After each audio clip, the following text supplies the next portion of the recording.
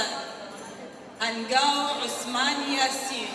إبراهيم دلاور ياسين أحمد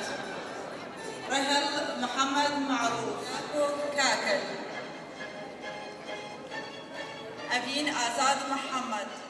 بە خۆشحاڵیەوە ئەم ساڵە وەکو ساڵانی پێشوو پێشەنگ بووینە بۆ نمونە لە کۆی 163 قوتابی توانیمان زیاتر لە 50 قوتابیمان لە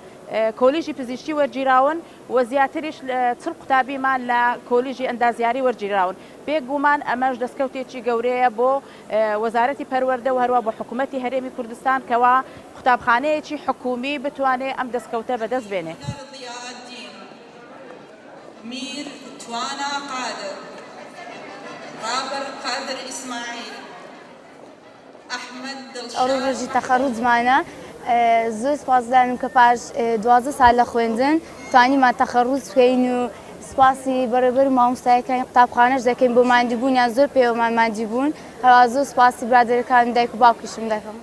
ماڵئاوا کای مەدانی پاکردنەوە ماڵئاوا گشتایە ماڵئاوا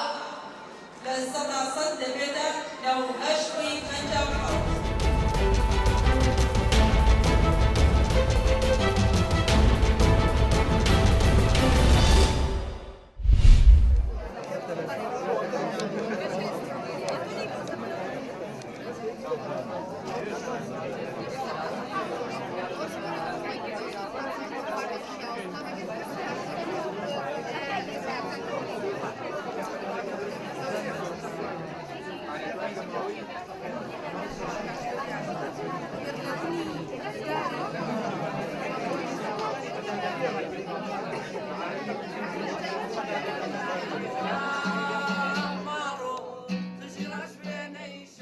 ئێمە وەکو کۆلێژی زانست هەستاوین بە پێشکەشکردنی کۆمەڵێک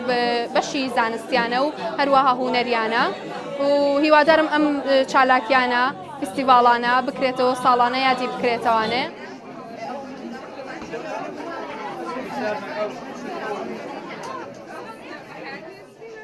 لە یادی 50 ساڵەی دامەزراندنی زانکۆی سلێمانیە ئێمە وەکو خوێندکارانی بەشی بایۆلۆژی بەشداریمان کردووە بە دروستکردنی سابوون.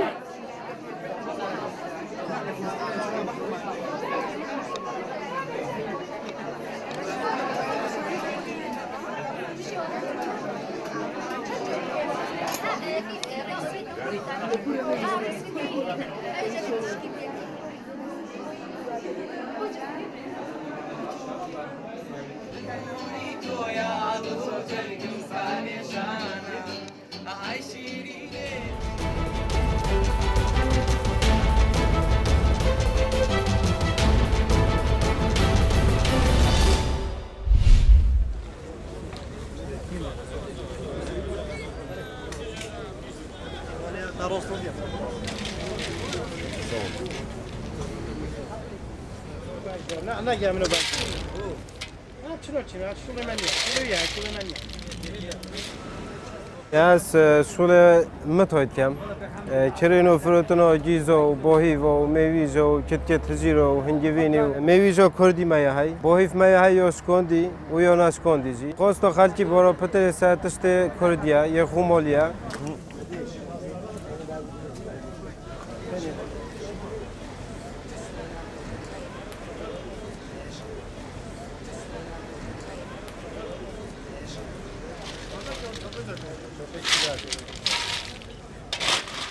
جیزا ما گلکی باشه یا ترکا باشتره یا ایرانی باشتره یا امریکایی باشتره و میویجی دیسا هواسا میویجا ما گلکا باشه یا منطقه هنگوین دیسا هواسا